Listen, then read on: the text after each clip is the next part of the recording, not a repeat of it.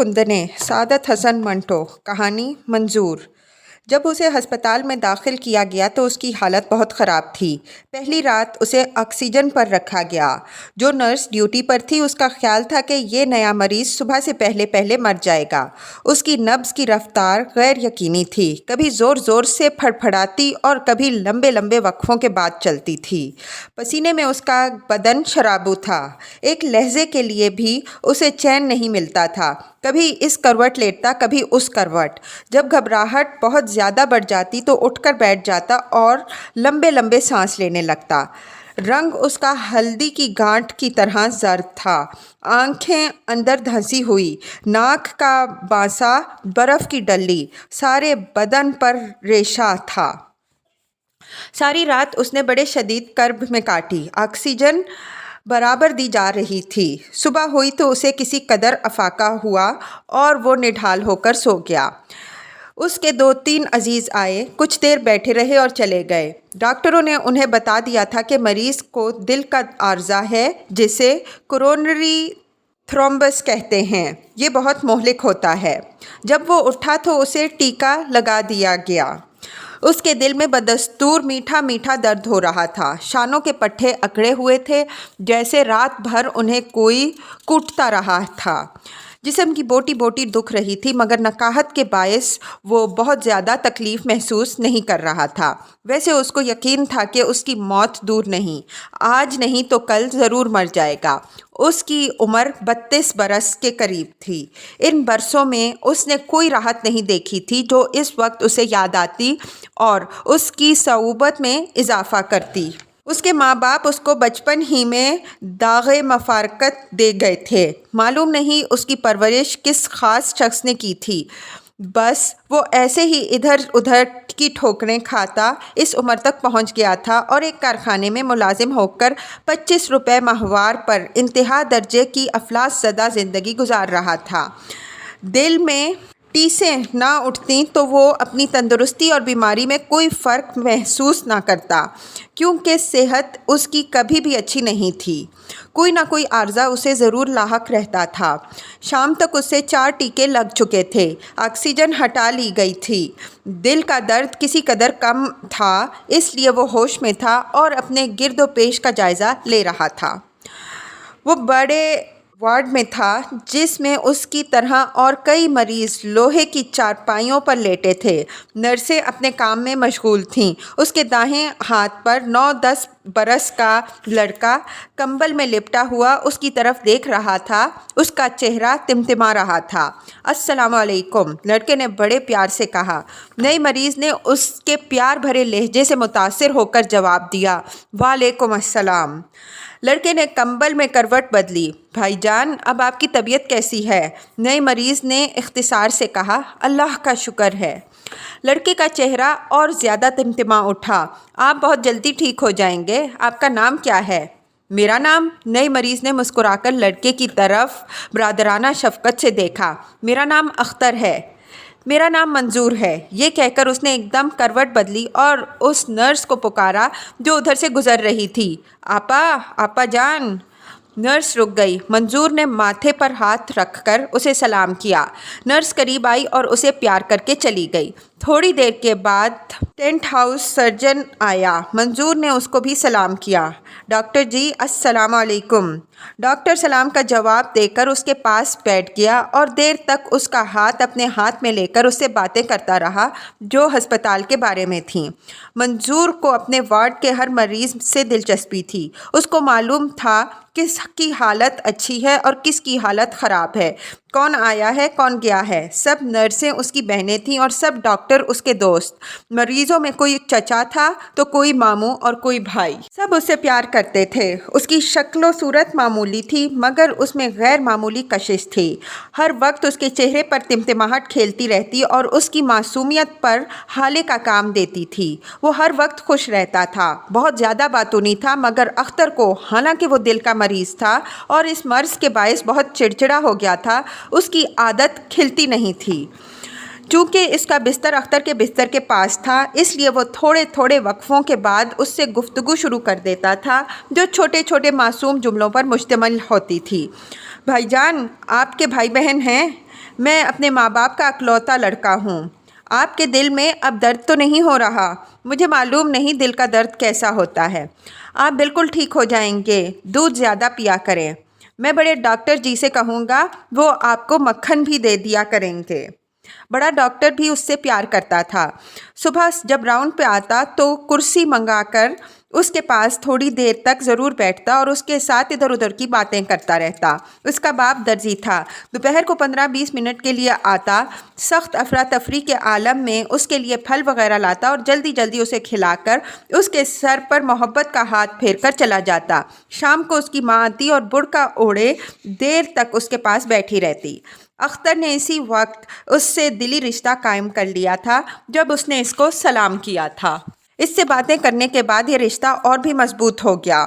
دوسرے دن رات کی خاموشی میں جب اسے سوچنے کا موقع ملا تو اس نے محسوس کیا کہ اس کو جو افاقہ ہوا ہے منظور ہی کا معجزہ ہے۔ ڈاکٹر جواب دے چکے تھے، وہ صرف چند گھڑیوں کا مہمان تھا۔ منظور نے اس کو بتایا تھا کہ جب اسے بستر پر لٹایا گیا تھا تو اس کی نبض قریب قریب غائب تھی۔ اس نے دل ہی دل میں کئی مرتبہ دعا مانگی کہ خدا اس پر رحم کرے۔ یہ اس کی دعا کا نتیجہ تھا کہ وہ مرتے مرتے بچ گیا، لیکن اسے یقین تھا کہ وہ زیادہ دیر تک زندہ نہیں رہے گا، اس لیے کہ اس کا مرض بہت مہلک تھا۔ بہرحال اب اس کے دل میں اتنی خواہش ضرور پیدا ہو گئی تھی کہ وہ کچھ دن زندہ رہے تاکہ منظور سے اس کا رشتہ فوراً نہ ٹوٹ جائے۔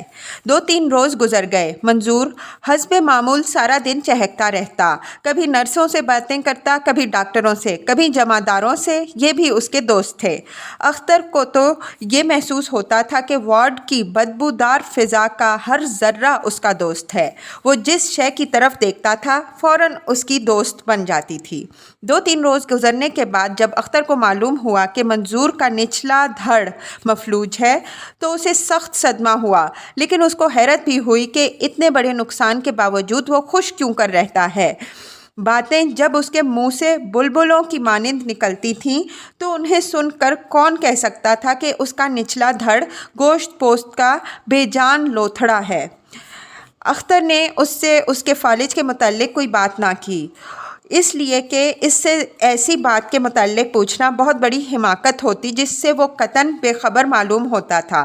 لیکن اسے کسی ذریعے سے معلوم ہو گیا تھا کہ منظور ایک دن جب کھیل کود کر واپس آیا تو اس نے ٹھنڈے پانی سے نہا لیا، جس کے باعث ایک دم اس کا نچلا دھڑ مفلوج ہو گیا۔ ماں باپ کا اکلوتا لڑکا تھا، انہیں بہت دکھ ہوا۔ شروع میں حکیموں کا علاج کرایا مگر کوئی فائدہ نہ ہوا۔ پھر ٹونے ٹوٹکوں کا سہارا لیا مگر بے سود۔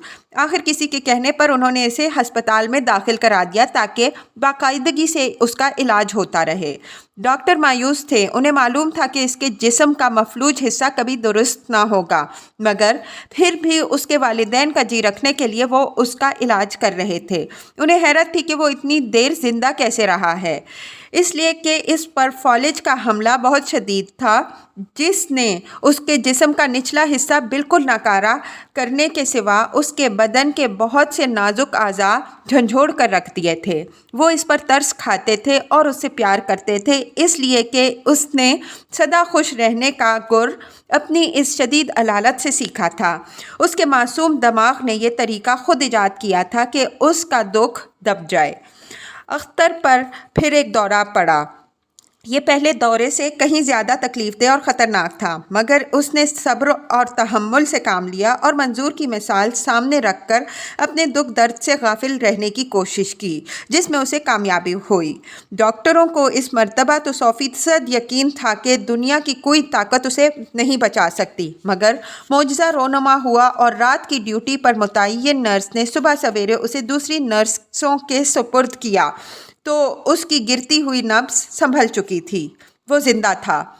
موت سے کشتی لڑتے لڑتے نڈھال ہو کر جب وہ سونے لگا تو اس نے نیم مندی ہوئی آنکھوں سے منظور کی طرف دیکھا جو محو خواب تھا۔ اس کا چہرہ دمک رہا تھا۔ اختر نے اپنے کمزور اور نحیف دل میں اس کی پیشانی کو چوما اور سو گیا۔ جب اٹھا تو منظور چہک رہا تھا، اسی کے متعلق نرس سے کہہ رہا تھا، آپا اختر بھائی کو جگاؤ، دوا کا وقت ہو گیا ہے، سونے دو، اسے آرام کی ضرورت ہے۔ نہیں، وہ بالکل ٹھیک ہیں، آپ انہیں دوا دیجیے۔ اچھا، دے دوں گی۔ منظور نے جب اختر کی طرف دیکھا تو اس کی آنکھیں کھلی ہوئی تھیں۔ بہت خوش ہو کر آواز بلند کہا، السلام علیکم۔ اختر نے نقاہت بھرے لہجے میں جواب دیا، وعلیکم السلام۔ بھائی جان آپ بہت سوئے؟ ہاں شاید۔ نرس آپ کے لیے دوا لا رہی ہے۔ اختر نے محسوس کیا کہ منظور کی باتیں اس کے نحیف دل کو تقویت پہنچا رہی ہیں۔ تھوڑی دیر کے بعد وہ خود اسی کی طرح چہکنے چہکانے لگا۔ اس نے منظور سے پوچھا، اس مرتبہ تم نے میرے لیے دعا کی تھی؟ منظور نے جواب دیا، نہیں۔ کیوں؟ میں روز روز دعائیں نہیں مانگا کرتا، ایک دفعہ مانگ لی کافی ہے۔ مجھے معلوم تھا آپ ٹھیک ہو جائیں گے۔ اس کے لہجے میں یقین تھا۔ اختر نے اسے ذرا سا چھیڑنے کے لیے کہا، تم دوسروں سے کہتے رہتے ہو کہ ٹھیک ہو جاؤ گے، خود کیوں نہیں ٹھیک ہوا کر گھر چلے جاتے؟ منظور نے تھوڑی دیر سوچا، میں بھی ٹھیک ہو جاؤں گا، بڑے ڈاکٹر جی کہتے ہیں کہ تم 1 مہینے تک چلنے پھرنے لگو گے۔ دیکھیے نا، اب میں نیچے اور اوپر کھسک سکتا ہوں۔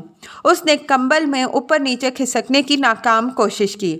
اختر نے فوراً کہا، واہ منظور میاں واہ، 1 مہینہ کیا ہے، یوں ہی گزر جائے گا۔ منظور نے چٹکی بجائی اور خوش ہو کر ہنسنے لگا۔ 1 مہینے سے زیادہ کا عرصہ گزر گیا۔ اس دوران میں اختر پر دل کے 2-3 دورے پڑے جو زیادہ شدید نہیں تھے۔ اب اس کی حالت بہتر تھی، نقاہت دور ہو رہی تھی، اعصاب میں پہلا سا تناؤ بھی نہیں تھا، دل کی رفتار ٹھیک تھی۔ ڈاکٹروں کا خیال تھا کہ اب وہ خطرے سے باہر ہے، لیکن ان کا تعجب بدستور قائم تھا کہ وہ بچ کیسے گیا۔ اختر دل ہی دل میں ہنستا تھا۔ اسے معلوم تھا کہ اسے بچانے والا کون ہے۔ وہ کوئی انجیکشن نہیں تھا، کوئی دوا نہیں تھی، وہ منظور تھا، مفلوج منظور، جس کا نچلا دھڑ بالکل ناکارہ ہو چکا تھا اور جسے یہ خوش فہمی تھی کہ اس کے گوشت پوست کے بے جان لوتھڑے میں زندگی کے آثار پیدا ہو رہے ہیں۔ اختر اور منظور کی دوستی بہت بڑھ گئی تھی۔ منظور کی ذات اس کی نظروں میں مسیحا کا رتبہ رکھتی تھی کہ اس نے اس کو دوبارہ زندگی عطا کی تھی اور اس کے دل و دماغ سے وہ تمام کالے بادل ہٹا دیے تھے جن کے سائے میں وہ اتنی دیر تک گھٹی گھٹی زندگی بسر کرتا رہا تھا۔ اس کی قنوتیت رجائیت میں تبدیل ہو گئی تھی، اسے زندہ رہنے سے دلچسپی ہو گئی تھی۔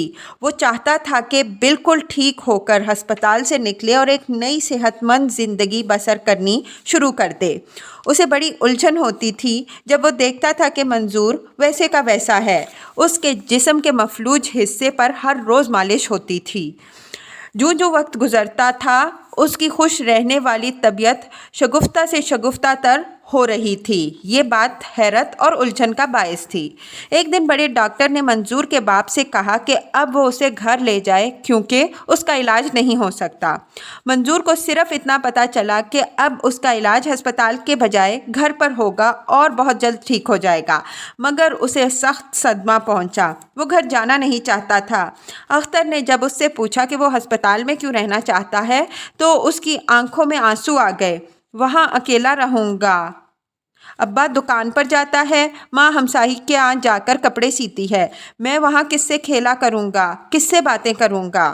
اختر نے بڑے پیار سے کہا، تم اچھے جو ہو جاؤ گے منظور میاں، چند دن کی بات ہے، پھر تم باہر اپنے دوستوں سے کھیلا کرنا، اسکول جایا کرنا۔ نہیں، منظور نے کمبل سے اپنا سدا تمتمانے والا چہرہ ڈھانپ کر رونا شروع کر دیا۔ اختر کو دکھ ہوا، دیر تک وہ اسے چمکارتا پچکارتا رہا، آخر اس کی آواز گلے میں رند گئی اور اس نے کروٹ بدل لی۔ شام کو ہاؤس سرجن نے اختر کو بتایا کہ بڑے ڈاکٹر صاحب نے اس کی ریلیز کا آرڈر دے دیا ہے، وہ صبح جا سکتا ہے۔ منظور نے سنا تو بہت خوش ہوا۔ اس نے اتنی باتیں کی کہ تھک گیا۔ ہر نرس، ہر اسٹوڈنٹ، ہر جمع دار کو اس نے بتایا کہ بھائی جان اختر جا رہے ہیں۔ رات کو بھی وہ اختر سے دیر تک خوشی سے بھرپور ننھی معصوم باتیں کرتا رہا۔ آخر سو گیا۔ اختر جاگتا رہا اور سوچتا رہا کہ منظور کب تک ٹھیک ہوگا؟ کیا دنیا میں کوئی ایسی دوا موجود نہیں جو اس پیارے بچے کو تندرست کر دے؟ اس نے اس کی صحت کے لیے صدق کے دل سے دعائیں مانگی، مگر اسے یقین تھا کہ یہ قبول نہیں ہوں گی، اس لیے کہ اس کا دل منظور کا سا پاک دل کیسے ہو سکتا تھا۔ منظور اور اس کی جدائی کے بارے میں سوچتے ہوئے اسے بہت دکھ ہوا۔ اسے یقین نہیں آتا تھا کہ صبح اس کو وہ چھوڑ کر چلا جائے گا اور اپنی نئی زندگی تعمیر کرنے میں مصروف ہو کر اسے اپنے دل و دماغ سے محو کر دے گا۔ کیا ہی اچھا ہوتا کہ وہ منظور کی السلام علیکم سننے سے پہلے ہی مر جاتا۔ یہ نئی زندگی جو اس کی عطا کردہ تھی وہ کس منہ سے اٹھا کر ہسپتال سے باہر لے جائے گا؟ سوچتے سوچتے اختر سو گیا۔ صبح دیر سے اٹھا۔ نرسیں وارڈ میں ادھر ادھر تیزی سے چل پھر رہی تھیں۔ کروٹ بدل کر اس نے منظور کی چارپائی کی طرف دیکھا۔ اس پر اس کے بجائے ایک بوڑھا ہڈیوں کا ڈھانچہ لیٹا ہوا تھا۔ ایک لہجے کے لیے اختر پر سناٹا طاری ہو گیا۔ ایک نرس پاس سے گزر رہی تھی، اس نے قریب قریب چلا کر پوچھا، منظور کہاں ہے؟ نرس رکی۔ تھوڑی دیر خاموش رہنے کے بعد اس نے بڑے افسوسناک لہجے میں جواب دیا، بیچارہ صبح 5:30 بجے مر گیا۔ یہ سن کر اختر کو اس قدر صدمہ پہنچا کہ اس کا دل بیٹھنے لگا۔ اس نے سمجھا کہ یہ آخری دورہ ہے، مگر اس کا خیال غلط ثابت ہوا۔ وہ ٹھیک ٹھاک تھا۔ تھوڑی دیر کے بعد اسے ہسپتال سے رخصت ہونا پڑا، کیونکہ اس کی جگہ لینے والا مریض داخل کر لیا گیا تھا۔